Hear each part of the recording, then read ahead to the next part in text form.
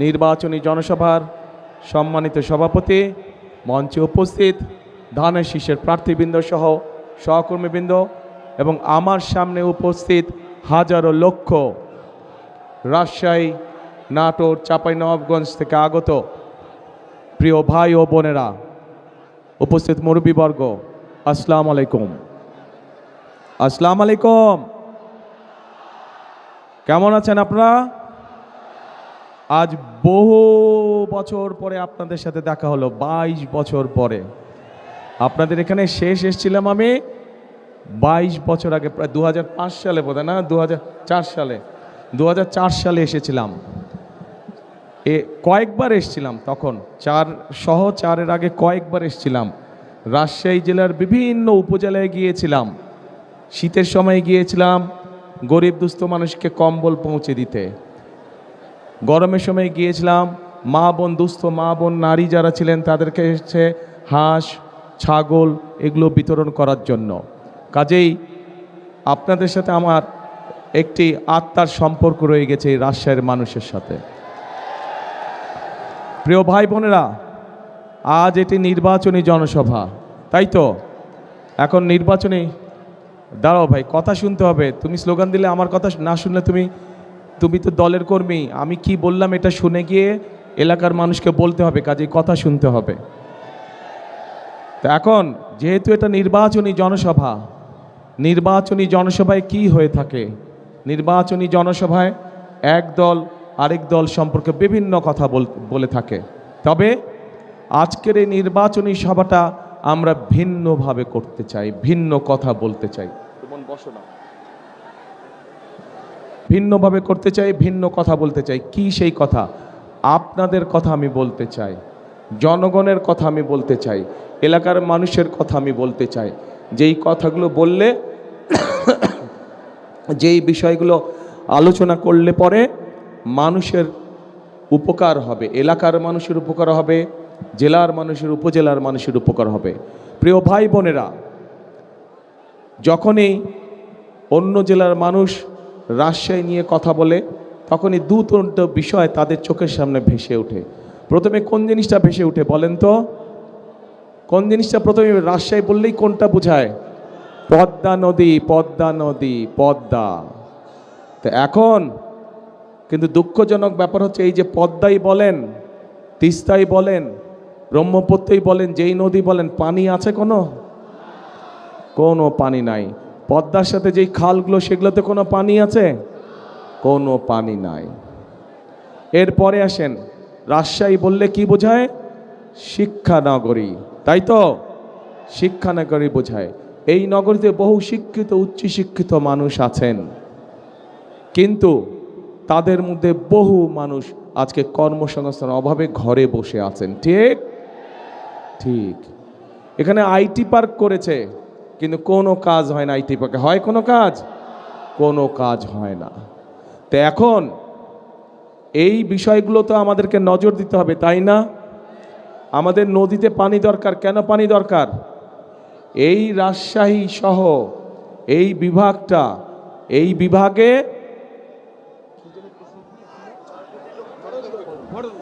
এই যে বরেন্দ্র প্রকল্প, যেটা শহীদ রাষ্ট্রপতি জিয়াউর রহমান চালু করেছিলেন, এই বরেন্দ্র প্রকল্প চালু করার পরেই শহীদ রাষ্ট্রপতি জিয়াউর রহমানের সময় দেশ খাদ্যে দ্বিগুণ খাদ্য উৎপাদন করে। এখন সেই বরেন্দ্র প্রকল্প প্রায় আজ বন্ধ অবস্থা, তাই তো নাকি? আচ্ছা, আমি তো ভাই বহু বছর পরে আসছি, আমি কিছু জিজ্ঞেস করলে বলতে হবে তো আমাকে, নাহলে আমি জানবো কেমন করে?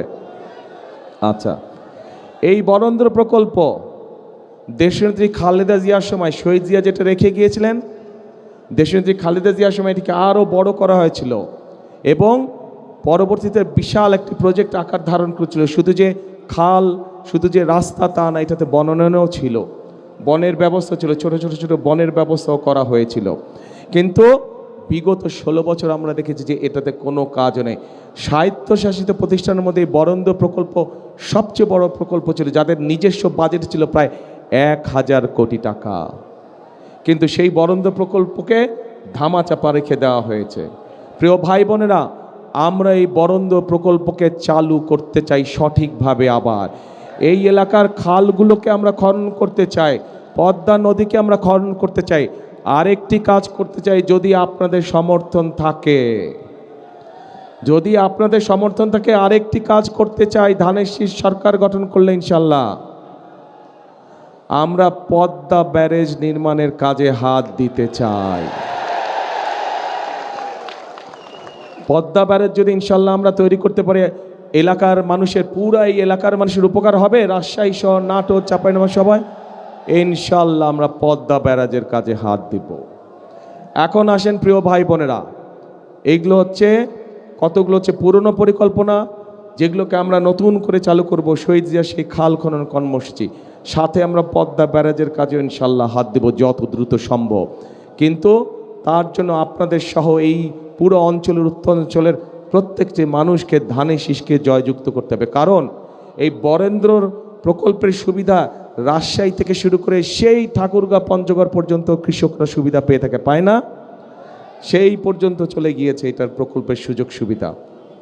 কাজেই সেটি পদ্মা ব্যারেজই হোক, প্রকল্প চালুই হোক না কেন, এটার সুবিধা সকল মানুষ পাবে। কৃষক পাবে, কিষাণ বোন পাবে, কৃষক ভাই পাবে, সাধারণ মানুষ পাবে। কারণ উৎপাদন যখন বাড়বে, স্বাভাবিকভাবে নিত্য প্রয়োজনীয় জিনিসের দাম কমবে। কিন্তু একই সাথে আমাদেরকে নজর রাখতে হবে যাতে কৃষকরা তাদের উৎপাদিত পণ্য কোল্ড স্টোরেজে ঠিকভাবে রাখতে পারে, হিমাগারে রাখতে পারে। এই যে এখানে আম বাগান, আমাদের এই যে চাপাই শহর রাজশাহীর যে আম বাগান, আমাদের এখানে আমকে সংরক্ষণ করার জন্য কোনো হিমাগার নেই। আমাদের পরিকল্পনার মধ্যে একটি আছে কিভাবে আমকে সংরক্ষণ করা যায়, আরও বেশি কিছুদিন রাখা যায়, সেটা পরীক্ষা নিরীক্ষা করে আমরা আমের জন্য হিমাগার তৈরি করতে চাই এই এলাকায়। প্রিয় ভাই বোনেরা, এবার আসেন আরেকটি কথা বলি। ওই যে বললাম, রাজশাহীর কথা বললেই একটি কথা মনে আসে, শিক্ষা নগরী। কিন্তু মানুষ শিক্ষিত আছে, উচ্চশিক্ষিত মানুষ আছে, আইটি পার্ক আছে, কিন্তু কোনো কাজ নাই। আমরা এই আইটি পার্ককে সচল করতে চাই। আইটি পার্ককে সচল করার মাধ্যমে শিক্ষিত এবং উচ্চশিক্ষিত যে মানুষগুলো আছে, বিশেষ করে যারা আইটিতে কাজ করেন, তাদের আইটি সংক্রান্ত যেই কাজগুলো তাদের দরকার, এই মুহূর্তে আইটি সংক্রান্ত কাজ বলতে আমাদের যে মোবাইল ফোন কোম্পানিগুলো আছে, যেই কয়েকটা, শুধু ওই কয়টাতেই কাজ করা যায়। এর বাইরেও বহুত কাজ আছে যারা আইটিতে, আমাদের অনেক তরুণ আছে, অনেক যুবক আছে যারা এই কাজে পারদর্শী, কিন্তু তাদের কর্মসংস্থানের উপায় নাই।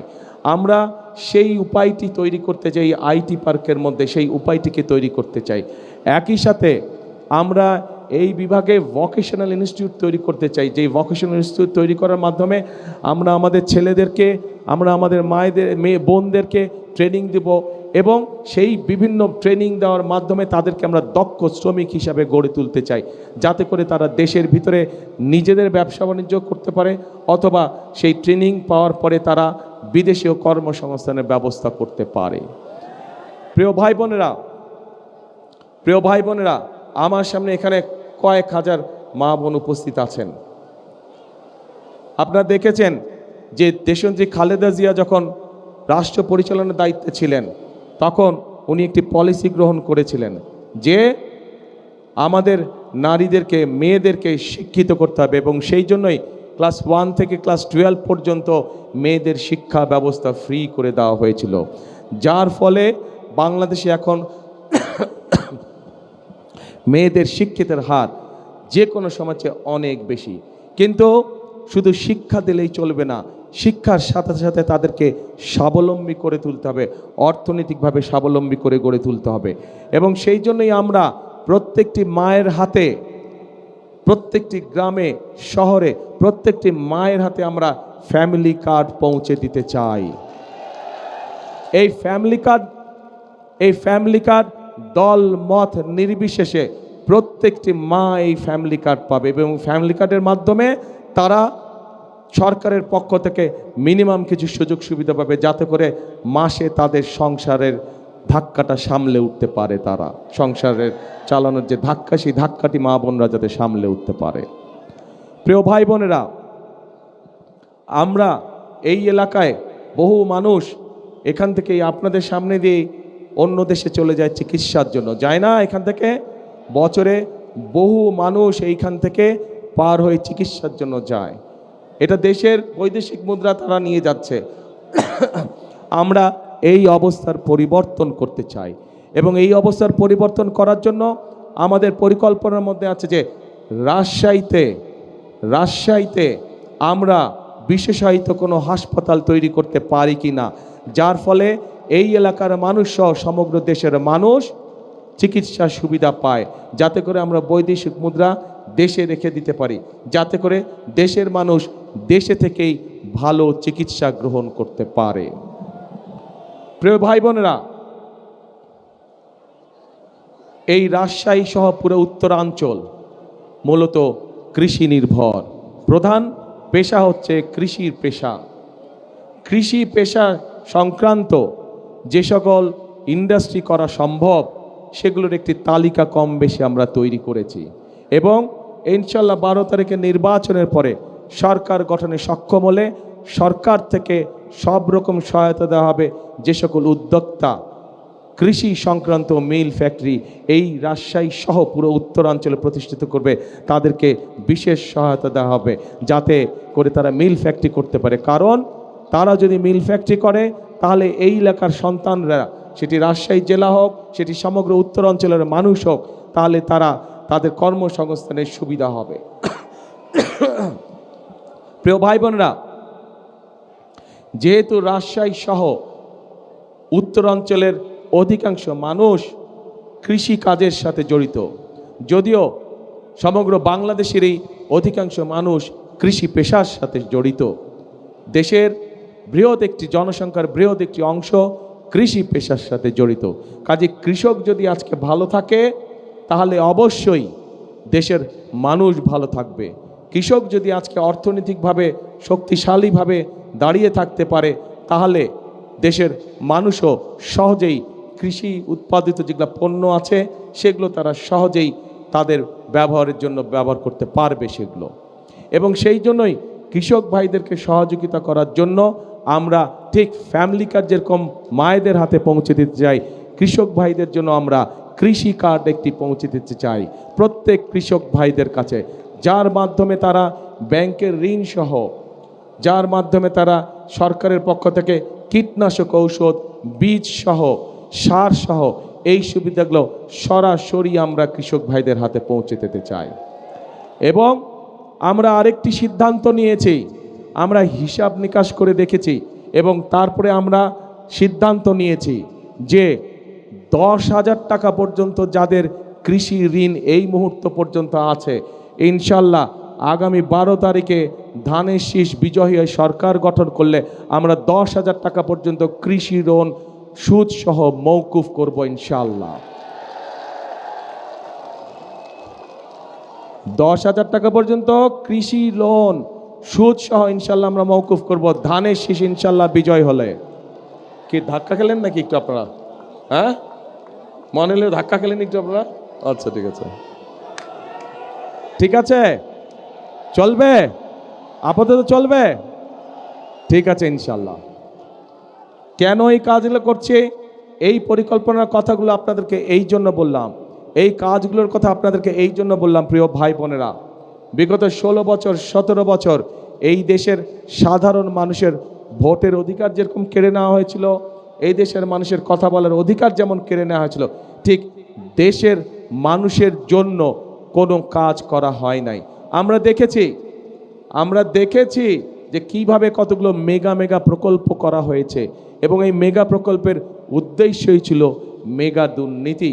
কিন্তু এলাকার মানুষের জন্য রাস্তাঘাট নির্মাণ, কৃষকদের পাশে দাঁড়ানো, মা বোনদের পাশে দাঁড়ানো, এই রকম কোনো কাজ, এলাকার হাসপাতাল, এলাকার স্কুল কলেজগুলো ঠিক করা, শিক্ষক ঠিক মতন পাঠানো, ডাক্তার ঠিক মতন পাঠানো, এগুলো কোনো কাজ বিগত 16-17 বছর হয় নাই। কাজেই এখন এই যে 5ই আগস্টে একটি পরিবর্তন হয়েছে, এই পরিবর্তনটি যেটি হয়েছে, এই পরিবর্তনটি হতে হবে জনগণের কাঙ্ক্ষিত পরিবর্তন। অর্থাৎ এই পরিবর্তনের মাধ্যমে আমাদেরকে নিশ্চিত করতে হবে যে এই পরিবর্তন জনগণের ভাগ্যের পরিবর্তন যাতে করে।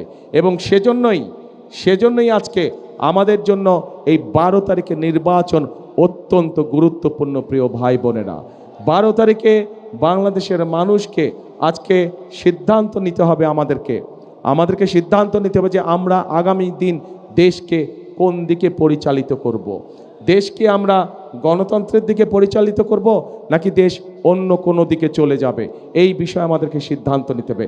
গণতন্ত্রের দিকে যদি আমরা দেশকে ধাবিত করি, গণতন্ত্রের দিকে যদি আমরা দেশকে পরিচালিত করি, তাহলে আপনাদের সামনে আমি যেই পরিকল্পনার কথাগুলো তুলে ধরলাম, আপনাদের যেই দাবিগুলো বা আপনাদের যেই চাওয়াগুলোর কথা তুলে ধরলাম, মানুষের উপকার হয় এরকম কাজের কথা যেগুলো আমি তুলে ধরলাম, সেই কাজগুলোকে বাস্তবায়ন করা সম্ভব হবে।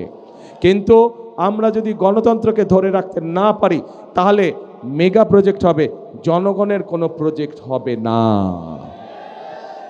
কাজে প্রিয় ভাই বোনেরা, জনগণের প্রজেক্টকে যদি বাস্তবায়ন করতে হয়, তাহলে অবশ্যই গণতন্ত্রকে বাস্তবায়ন করতে হবে, গণতন্ত্রের ভিত্তিকে মজবুত করতে হবে। কারণ গণতন্ত্রের ভিত্তি যদি মজবুত হয়, তাহলেই জনগণের কাছে জবাবদিহিতামূলক শাসন দেশে আসবে। জনগণের কাছে যারা জবাবদিহি করতে বাধ্য থাকবে, তারাই জনগণের জন্য কাজ করবে। অতীতে আমরা দেখেছি যারা ক্ষমতা দখল করে রেখেছিল, জনগণের কাছে তাদের কোনো জবাবদিহিতা ছিল না, এবং জনগণের কাছে যেহেতু তাদের কোনো জবাবদিহিতা ছিল না, সেজন্যই আমরা দেখেছি দেশে কিভাবে দুর্নীতি হয়েছে, দেশে কিভাবে অনাচার হয়েছে, দেশে কিভাবে গুম হয়েছে, দেশে কিভাবে খুন হয়েছে, দেশে কিভাবে লক্ষ লক্ষ মানুষ গায়েবী মামলা নির্যাতনের শিকার হয়েছিল। প্রিয় ভাই বোনেরা, আসুন আজকে আমাদেরকে ঐক্যবদ্ধ হতে হবে, এবং ঐক্যবদ্ধ হওয়ার মাধ্যমে আমাদেরকে অবস্থার পরিবর্তন করতে হবে। অবস্থার পরিবর্তনের অর্থ যে কোনো মূল্যে গণতন্ত্রকে সুসংহত করা, গণতন্ত্রের ঝান্ডাকে উপরে তুলে ধরা, কোনোভাবেই গণতন্ত্রের ঝান্ডা যাতে নেমে যেতে না পারে, এ ব্যাপারে আমাদেরকে সতর্ক দৃষ্টি রাখতে হবে। প্রিয় ভাই বোনেরা, আমরা শান্তিতে বিশ্বাস করি, কারণ শান্তিতে এই জন্যই আমরা বিশ্বাস করি, শান্তি থাকলে আমি যেই কথাগুলো আপনাদের সামনে বললাম, সেই কাজগুলো আমরা বাস্তবায়ন করতে চাবো। আমরা ঝগড়া ফ্যাসাদ বিবাদের মধ্যে যেতে চাই না, এবং যেতে চাই না বলেই আজ আমি এখানে দাঁড়িয়ে কারো কোনো সমালোচনা করছি না। বরং আমি যদি সমালোচনা করি, আপনাদের কোনো লাভ হবে? আপনাদের পেট ভরবে? পেট ভরবে? আপনাদের কর্মসংস্থানের ব্যবস্থা হবে? আপনাদের কৃষি লোন 10,000 টাকা যে মওকুফ করব আমরা, সেটা করা সম্ভব হবে? ওটা করা সম্ভব হবে না। সেজন্যই আমি কারো সমালোচনায় যেতে চাই না। কিন্তু কোথাও যদি কোনো অনাকাঙ্ক্ষিত কোনো ঘটনা ঘটে থাকে, অন্তর্বর্তীকালীন সরকার আছে, তাদেরকে বলবো সঠিক সুষ্ঠু তদন্ত করুন, সঠিক সুষ্ঠু তদন্ত করুন। সেই তদন্তে যদি বিএনপির কোনো ভূমিকা থাকে সঠিক তদন্ত করার জন্য, আমরা সহযোগিতা করব, সাহায্য করব। কিন্তু অবশ্যই ঘটনার সঠিক তদন্ত হতে হবে, সঠিক তদন্ত অনুযায়ী দেশের আইন অনুযায়ী বিচার হতে হবে। যদি কোথাও কোনো বিভেদ, কোনো সমস্যা হয়ে থাকে, আমাদের পক্ষ থেকে পরিষ্কার কথা, আমরা দেশে শান্তি চাই। মুসলমান, হিন্দু, খ্রিস্টান, বৌদ্ধ সকলকে নিয়ে আমরা শান্তিতে বসবাস করতে চাই এই দেশে। 71 সালে যখন দেশ স্বাধীনতার যুদ্ধ হয়েছিল, তখন আমরা যখন যুদ্ধে ঝাঁপিয়ে পড়েছিলেন, মুক্তিযোদ্ধারা যখন যুদ্ধে ঝাঁপিয়ে পড়েছিলেন, তখন আমরা কেউ দেখিনি কার কোন ধর্ম। 2024 সালের 5ই আগস্ট যখন দেশের মানুষ রাজপথে নেমে এসেছিল স্বৈরাচারকে বিদায় করার জন্য, তখনও আমরা কেউ দেখিনি কার ধর্ম কোনটা, কে মুসলমান, কে হিন্দু, কে বৌদ্ধ, কে খ্রিস্টান। কাজে আজ দেশ গড়ার সময় এসেছে, আজ গণতন্ত্রকে রক্ষা করার সময় এসেছে। আজ আমরা ধর্ম দেখতে চাই না, আমরা দেখব ভোটার, আমরা দেখব মানুষ, আমরা দেখব সে বাংলাদেশি। তার সবচেয়ে বড় পরিচয় সে বাংলাদেশি, তার সবচেয়ে বড় পরিচয় সে গণতন্ত্রের বিশ্বাসী, শান্তিতে বিশ্বাসী। যারাই গণতন্ত্রে বিশ্বাসী, যারাই শান্তিতে বিশ্বাসী, আমরা তাদের সাথে আছি, আমরা তাদেরকে আমাদের সাথে রাখতে চাই। প্রিয় ভাই বোনেরা, বিগত 16 বছর আমরা কয়েকটি তথাকথিত নির্বাচন দেখেছি, নিশিরাতের নির্বাচন দেখেছি, আমিডামি নির্বাচন দেখেছি, গায়েবী নির্বাচন দেখেছি। দেশের মানুষ ভোট দিতে পেরেছিলেন আপনারা? পারেননি আপনারা ভোট দিতে। তারা চলে গেছে যারা ভোটের অধিকার কেড়ে নিয়েছিল। কিন্তু আরেকটি মহল ষড়যন্ত্র শুরু করছে, ভেতরে ভেতরে ষড়যন্ত্র করছে কিভাবে এই নির্বাচনকে ক্ষতিগ্রস্ত করা, জেলার মানুষগ্রস্ত করা যায়। আজ এখানে হাজার লক্ষ মানুষ যারা আপনারা উপস্থিত হয়েছেন, আপনারা সহ আপনারা যত মানুষের সাথে দেখাবে প্রত্যেককে বলবেন যে আগামী 12 তারিখে নির্বাচন যাতে কেউ বানচাল করতে না পারে সেজন্য সকলকে সতর্ক থাকতে হবে, সকলকে সজাগ থাকতে হবে। প্রিয় ভাই বোনেরা, আমরা যদি জনগণ যদি 12 তারিখে সজাগ থাকে, জনগণ যদি 12 তারিখে সতর্ক থাকে, 13 তারিখ থেকে শুরু হবে জনগণের দিন ইনশাআল্লাহ। এই বাংলাদেশে 13 তারিখ থেকে হবে জনগণের দিন। জনগণের প্রত্যাশা, জনগণের আশা, জনগণের আকাঙ্ক্ষা যে সকল আছে সে সকল বিষয়ের কাজগুলো ধীরে ধীরে পর্যায়ক্রমিকভাবে শুরু হবে। বেকারদের কর্মসংস্থানের সমস্যার সমাধানের কাজ শুরু হবে, মা বোনদের ফ্যামিলি কার্ডের কাজ শুরু হবে, কৃষক ভাইদের কৃষক কার্ডের কাজ শুরু হবে, বেকারদের কর্মসংস্থানের কাজ শুরু হবে, আমাদের তিস্তায় পদ্মা ব্যারাজের কাজ আমরা শুরু করব, বরেন্দ্র প্রকল্পের কাজ আমরা শুরু করব, 10,000 টাকা পর্যন্ত কৃষি লোন মৌকুফের কাজ আমরা শুরু করব। এই কাজগুলো হচ্ছে জনগণের কাজ এবং এই কাজগুলো ইনশাল্লাহ 12 তারিখে ধানের শীষ জয়যুক্ত হলে পরে ইনশাল্লাহ 13 তারিখ থেকে শুরু হবে জনগণের জয়যাত্রা। সেজন্যই প্রিয় ভাই বোনেরা, সবসময় আমি একটি কথা বলি, শহীদ জিয়া দেশ গড়েছেন, দেশনেত্রী খালেদা জিয়া দেশ গড়েছেন, এখন আমাদের সকলের পালা দেশ গড়ার। কারণ এই দেশই হচ্ছে আমাদের প্রথম এবং এই দেশই হচ্ছে আমাদের শেষ ঠিকানা। সেজন্যই আমি একটি কথা বলি, সবসময় একটি কথা বলি, কথাটি আপনারাও জানেন, আমার সাথে দয়া করে কথাটা বলবেন। করব কাজ সবার আগে বাংলাদেশ। প্রিয় ভাই বোনেরা, প্রার্থী ভাইরা আপনারা একটু দাঁড়ান তো, ক্যান্ডিডেট সাহেবরা আপনারা একটু দাঁড়ান, শুধু প্রার্থী ভাইরা একটু দাঁড়ান, সামনে সব এই পাশে নাকি প্রার্থীরা সব এই পাশে দাঁড়া যান, একজনের পর একজন দাঁড়া যান, ধাক্কাধাক্কি করার দরকার নেই তো, একজনের পর একজন দাঁড়া যান, কিউতে দাঁড়া যান, একজন সিনিয়র মানুষ আপনারা ধাক্কাধাক্কি করছেন কেন, শুধু ওই পাশে দাঁড়া যান। প্রিয় ভাই বোনেরা, এই যে আমার হাতের ডানে এবং বামে এনাদের প্রত্যেকের হাতে আমি ধানের শীষ তুলে দিয়ে গেলাম। এখন আপনাদের দায়িত্ব হচ্ছে 12 তারিখ পর্যন্ত এদেরকে দেখে রাখা, আর এদের দায়িত্ব হচ্ছে 12 তারিখে ইনশাল্লাহ ভোট দিয়ে যখন আপনারা জিতিয়ে আনবেন, 13 তারিখ থেকে এদের দায়িত্ব হচ্ছে আপনাদেরকে দেখে রাখবে, এরা দেখে রাখবে। 13 তারিখ থেকে ইনশাল্লাহ 12 তারিখ পর্যন্ত আপনাদের দায়িত্ব হচ্ছে এদেরকে দেখে। ঠিক আছে? চলবে ইনশাল্লাহ। এরা হচ্ছে সব ধানের শীষের প্রার্থী। আচ্ছা, ধরলে কি হবে?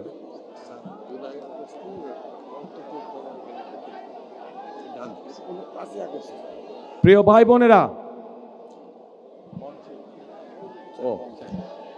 ভাই বোনেরা, আমাদের এই মঞ্চের হাতের বাম পাশে গত জুলাই আন্দোলনে যারা শহীদ হয়েছে বা আহত আছে সেই পরিবারের সদস্যরা এখানে বসে আছে। 71 সালে লক্ষ শহীদের, বসেন আপনারা, ধন্যবাদ, বসেন। 71 সালে লক্ষ শহীদের আত্মত্যাগের বিনিময়ে আমরা এই স্বাধীনতা পেয়েছিলাম।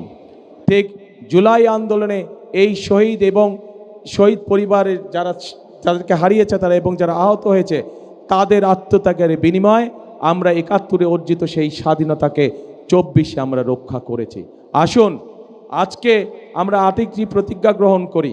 সেই প্রতিজ্ঞাটা হচ্ছে এই জুলাই আগস্টে যারা শহীদ হয়েছে, যারা বিভিন্নভাবে আহত নির্যাতনের শিকার হয়েছে, তাদের ত্যাগ যেন বৃথা না যায়।